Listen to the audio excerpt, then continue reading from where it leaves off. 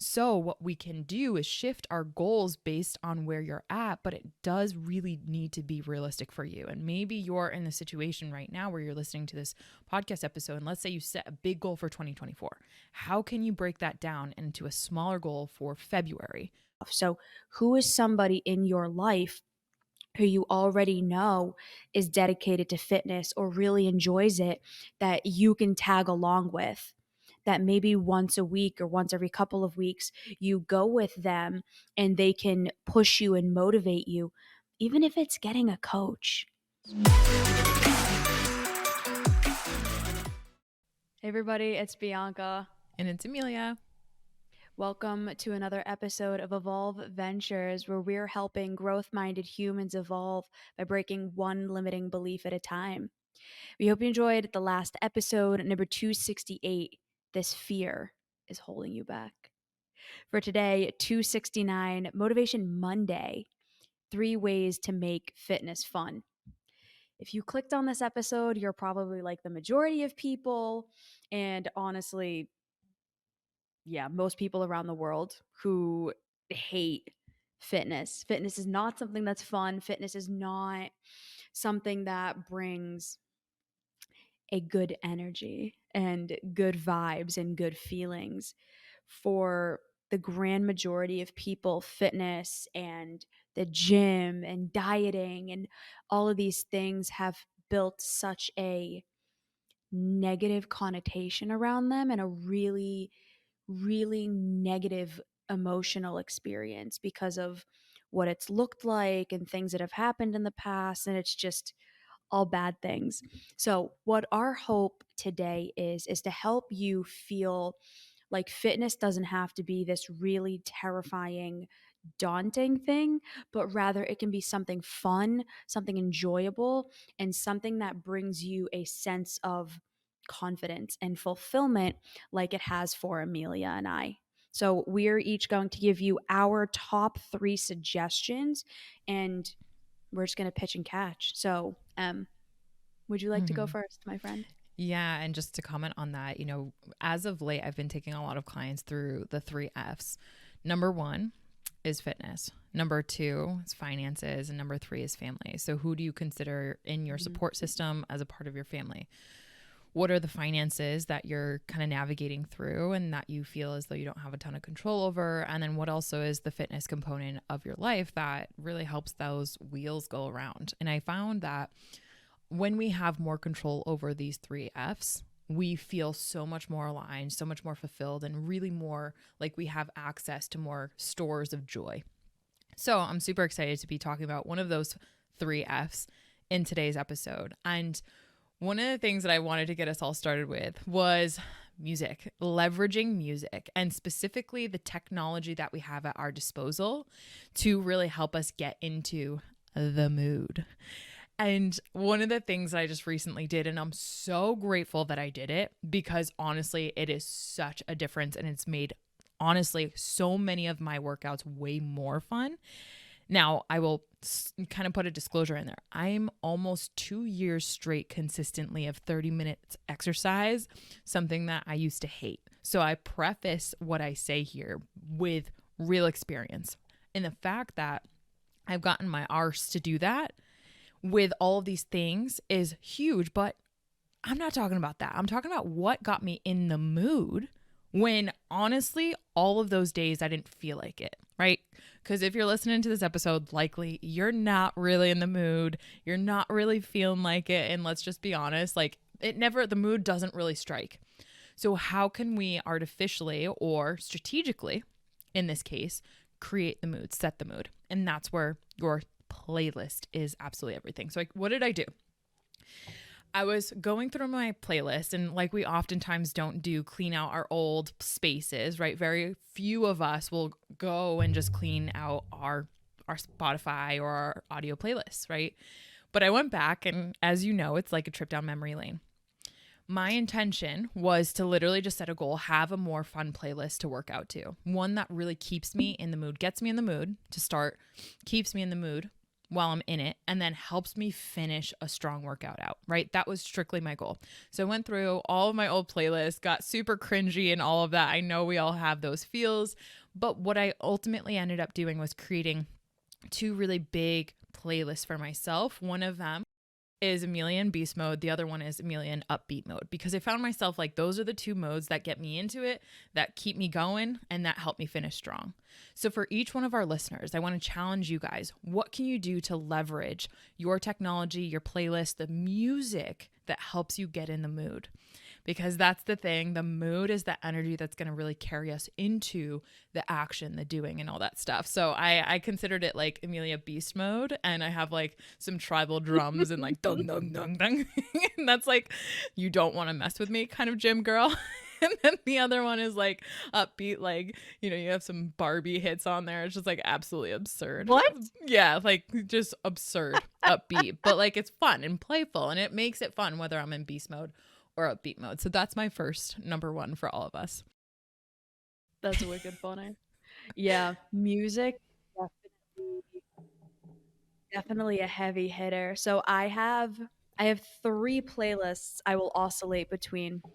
One of them is my gym playlist, and it literally says Bianca gym playlist on Spotify, and it's a mix of like rave dance music and heavy metal screamo. And that's it. It's both of those.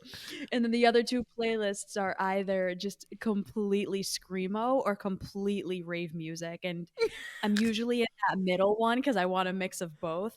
Yeah. So like leg day, full rave. I mean, full like mix of both. Because Mm-hmm. like I want to get like angry and pumped up, and then I want to get like it's a whole thing. I'm a I freak, love but it. anyways, No, um, that's so good. And I think our listeners need to really like feel like they're not alone in that, because like honestly, and like tapping into your own energy stores because and using music to do that is like such a cheat code to have way more fun. I mean, think about any Zumba classes or like yoga classes that you've gone to. yeah, Think about the audio playlist that we're playing. It set the mood, right? It helped you to get into it, it helped you stay into it, and then it helped you finish strong. You know, think about the last yoga class that all of us had done, or think about like the last like hardcore workout that you did, or whatever, the running, the cycling, whatever. There was a certain mood that was generated because of the playlist. We all know that one teacher that like just has a kick ass workout playlist that you're always like, can you send me the link to that? Like that really got me into it. You know, it's a special thing to create more fun, more joy in that. So screamo for the mhm. B. Oh yeah, So so it goes from screamo to like rave. yeah, except way faster tempo, like it's Fun. wicked funny. I sound like a crackhead when I'm in the Oh, gym. that's great. Anyway, the number one for me is setting a goal. And now I know how many more times are Bianca and Emilia going to talk about setting a goal. We get it. Yeah, but here's the thing. How many of you are actually doing it? And more than that, how many of you are actually able to reach that goal? The reason I think so many of us struggle meeting goals is because we're setting unrealistic goals that have no meaning to us. It's like, well, I want to lose 20 pounds. All right. Well, does that excite you? Does that excite you to not eat that slice of pizza? Does that excite you to go work out? Does that excite you and make you feel good about yourself? Probably not, which is probably why you're not doing it.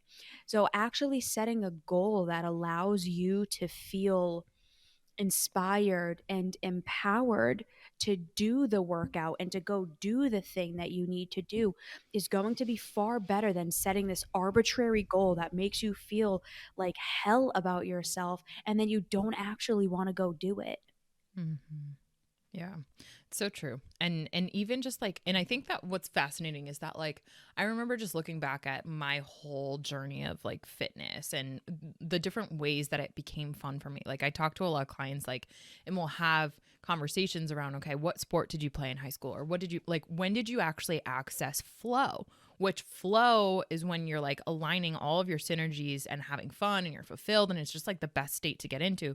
And when you can tap into flow through your fitness, you're absolutely going to have a different type of fun that maybe if you didn't have a great coach or a great playlist, you wouldn't otherwise have. So that goal, it helps you have a direction point to work towards. And the brain, you actually need that in order to really leverage those motivational centers to really keep you going through it, right? Like, just for example, a playlist, helping that to sync up to your goal, that helps you stay in the mood for that goal. So if you didn't have a goal though, what would make you turn on that playlist? Nothing, right? You wouldn't have something kind of pulling you towards something that you have out there in the future. So goals are absolutely everything. And that helps, even just if it's something small, like moving my body once every day. I have a client right now who's going through, she's going through a whole system of her body having to actually stay a little bit more stagnant than she's used to, because she got injections and had to rework spine and whatnot. And she's having a really hard time because of the fact that her fitness goals were really high up here, and that was big for her. However, to your realistic point, B, it wasn't realistic for her to keep those goals during her recovery stage after her injections in her spine.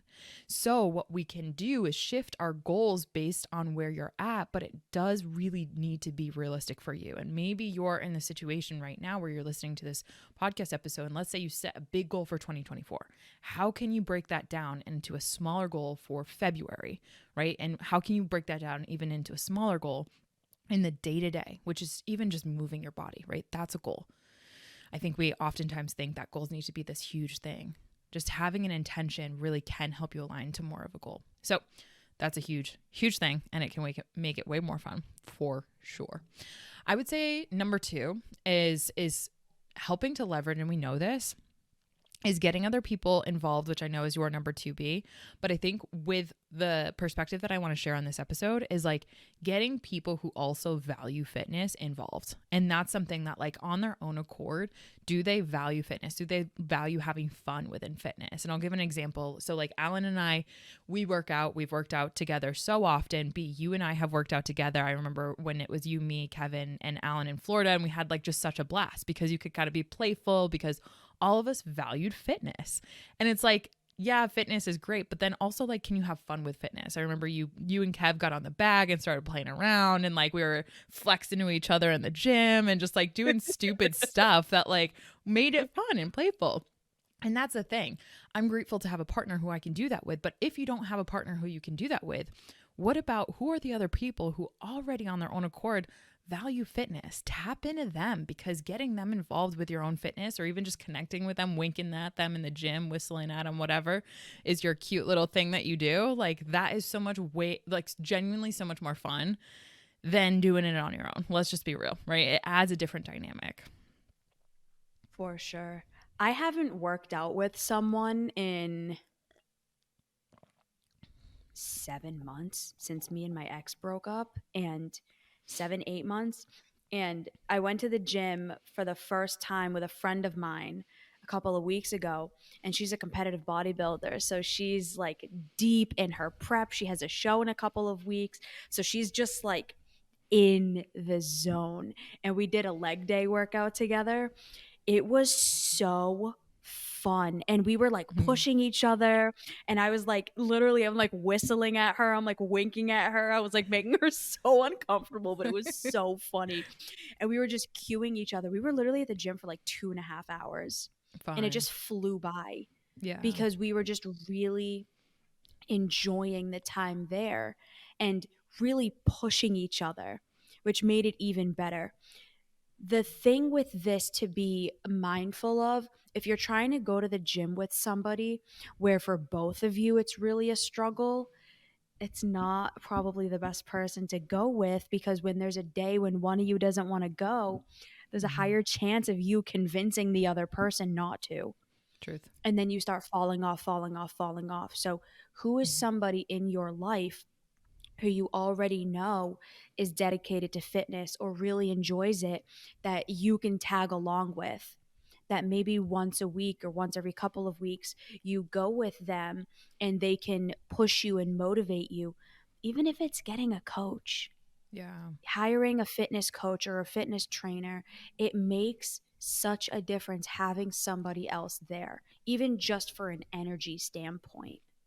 For sure, because we absorb the standards that the people have around us and that we engage with. So like they really just have to value fitness a little bit more than you, and that's okay. Like, that's honestly something that's going to help you absorb their standards. And I'll give it a great example to this. Like, for example, Alan had really high standards prior to me meeting him, higher standards than I did in fitness. And we were literally talking the other night how the things have kind of switched in terms of the way in which we work out. And it's simply because of this third thing that I want to share with everyone, to what Bianca said. I'm extremely competitive. I'm like extremely competitive, and like with myself. I have a higher standard with myself in the competition zone. So like I'm always getting better every single day, and that's super important to me without anyone around, right? Like that's me on my own accord. And so like how I've been able to value that and shift that into gears of like actually having fun, meaningful workouts that like kick ass. I like started to, okay, look for different apps that are going to help me optimize my own workouts so that I can have more fun, so that I can tap into more of my potential.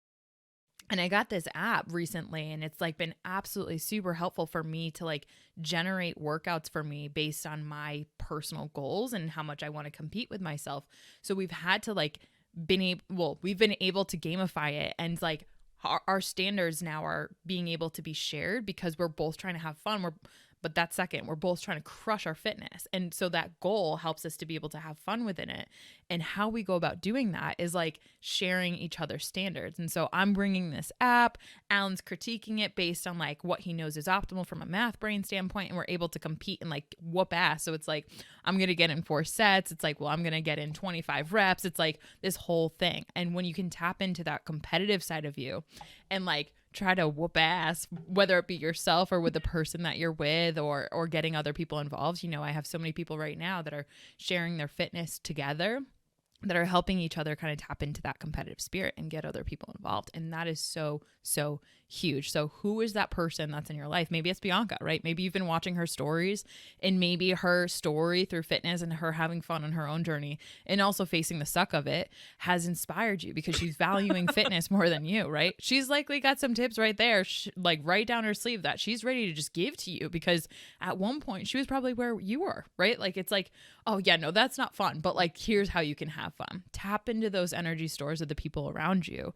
And that is where you can really tap into what makes fitness fun. Because what might be fun for that person might be totally different from another person. And that's the thing. You never know what you're missing until you really reach out. We had the same third one, make a challenge or a game out of it. So I'm not going to add anything more to that. But what I will say is really utilize the people in your life who do know more than you about this. So, me, for example, when I used to take Emilia to the gym, it was my favorite thing because I got to be a teacher in that role and show Mm-hmm. her how to deadlift and show her how to squat and show her how to do all of those things. I used to be a fitness coach. I used to bring people to the gym all the time and show them how to do things. So like I love when people DM me and are like, "Hey B, how do you do this or how do you do that or what would you suggest for this that and the other thing?" Even if it's not me, if it's somebody else, who can you utilize? Because people want to help you. Mm-hmm. Like I've found that to be more true than ever before. People want to help. People want to be there if you give them the opportunity to. So who can you reach out to get help in this arena so that you can be the best version of yourself in this arena and enjoy it? Yeah. That's really the take home message here. Fitness does not have to be some really painful, dreadful thing. I know that for so many of us, it has been for most of our lives, but it doesn't have to stay that way. Facts. It's so true. And honestly, it's like when we get into the fitness component and having fun with fitness, and this is the last thing that I'll say to this episode, is like, you wouldn't believe how many limiting beliefs are holding people back from actually having a really great relationship with their own fitness and having fun with their fitness at that, So one of the things that we specialize is really helping you bust those limiting beliefs, call them out, help you work through those and transition those over to an empowering belief that can get you up and going, that can get you more consistent, that can get you more disciplined, because that's what you're tapping into within yourself. You're removing the blocks that are in the way of that, right? Maybe it's old stuff or just an old way of thinking, right? How can we help upgrade that way of thinking so that you can tap into what's way more fun on the other side? So it doesn't have to be a really big like trudge or trek through the just monotony, right? Like that is a part of it, but it doesn't have to be the whole thing. And that's for sure. So that's my final takeaway. My episode suggestion is 238. Do you want to feel more empowered? Question mark. Of course. And of course we all do. B, what is yours? Mine is number 211, 3 tips for feeling more confident in your body this summer. If you want more help with your fitness and maybe you're not ready to do like to hire a trainer, you're not ready to do some of these things, but you do want a little more help and a little more guidance in this area, we just launched a brand new program called the You Do You program. It is a completely online virtual coaching and therapy program. And we just actually had someone reach out the other day. They reached out to me asking if they could utilize that program for fitness. And I said, 100%, let's get you signed up. They're in the process of getting signed up right now. So if this is something that you think would be right for you, DM us, let us know, or go to evolveventurestech.com/therapy, and all of the information is there about what the program looks like and how to join. It's really simple. Yep. You just click that sign up button right on our website, and super simple. You're literally enrolled. It's super, super simple and extremely affordable. So I'm so excited that this is out here. It's going to help us bust our limiting beliefs. It's going to especially help us have more fitness fun and so many different areas of life that we can apply this to. So at your own pace, we're excited for you in this journey together. So happy Monday, y'all. Bianca, what do you like to say to the people in the back? I was about to say, you steal my line. I'm about to come find you. Let's go have some fitness fun together. Let's go have some fitness fun. I'm going to lose, but it's fine. I'll enjoy the process of convincing myself that I'm going to win. There you go. Go crush your week, everybody, and we will talk to you soon. Bye. Bye, everyone.